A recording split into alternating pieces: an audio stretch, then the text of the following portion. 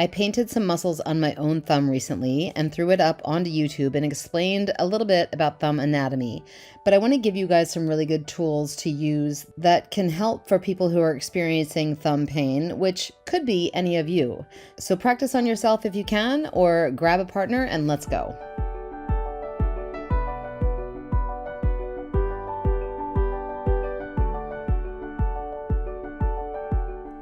So if you remember from the video, or from however you really remember your anatomy, there are some long muscles of the thumb that attach pretty high up under the radius onto the interosseous membrane and even cross over onto the ulna. So the first thing I'm going to do is start bringing attention into these muscles. I'm mostly going to pin and stretch my way through this video with some friction thrown in. So get ready to be a master of the pin and stretch for the wrist and the thumb.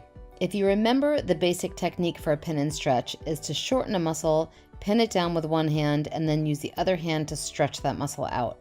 For the extensors of the forearm and the thumb, I'm using my right hand here to pin down the bellies of these muscles, and my left hand to manipulate what the wrist does and therefore what these muscles do. As I push the hand down into flexion, I can guide it towards either radial or ulnar deviation and therefore enhance the stretch that I'm trying to achieve. So for the thumb, I want to push the hand out into ulnar deviation, stretching out those long muscles of the thumb even deeper. The icing on the cake for any pin and stretch is to really elongate those deeper fibers once you've pulled the muscles into that stretch. So here, I've got the wrist down into flexion, and I'm using my right thumb to sink down deep and open up that myofascial connection, really breaking apart any scar tissue that might be there, anything that might be stuck, anything that's limiting what the wrist and the thumb want to do.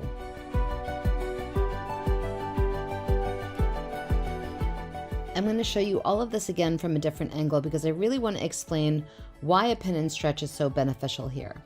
So like I said before, the idea of a pin and stretch is to shorten the muscle, pin it down, and then stretch it out.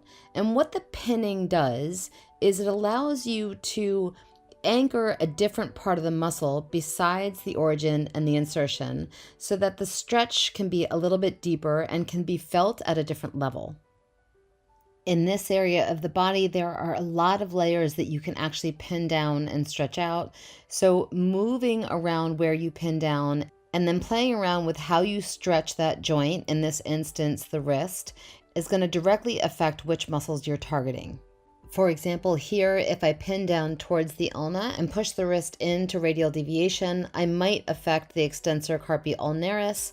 Or if I have my thumb out like I did before, closer to the radius, and I sink down deeper, I'm going to pin down those long muscles of the thumb, and then pulling out into ulnar deviation is going to free up the thumb and offer a lot of relief.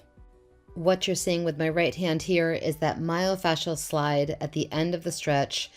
Superficial here is going to target extensors, and deeper here is going to target those long thumb muscles and the periosteal connections.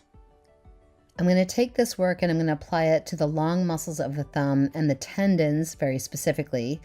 So the first thing I want to do is have my client pull her thumb down into the palm of her hand and wrap her fingers around her thumb, and then guide her to push down into ulnar deviation. So when she does that, I'm sliding up against the tendons, up against those sheaths, and creating a linear friction up into the bellies of those muscles so that the irritation that's created with repetitive movement in this area starts to free up. Admittedly, this is less of a pin and stretch and more of a deep myofascial release, but if you think about what's happening with de Quervain's tenosynovitis, otherwise known as gamer's thumb or texter's thumb, the inflammation of the tendon in the sheath is what is creating the limitation of movement. So opening up these fascial connections and creating fluidity and liquidity around these tissues that are sinewy and lay along the medial border of the radius. This is mostly connective tissue work and not so much about the muscle tissue. So myofascial release here, these deep stretches are what's going to be most effective. Remember that a lot of these muscles on the posterior forearm are heavily wrapped in connective tissue, connected to each other, connected to the skin on top and the bones underneath, and the myofascial stretches and the friction and the pin and stretches that you do in this area are going to create a lot of happy thumbs.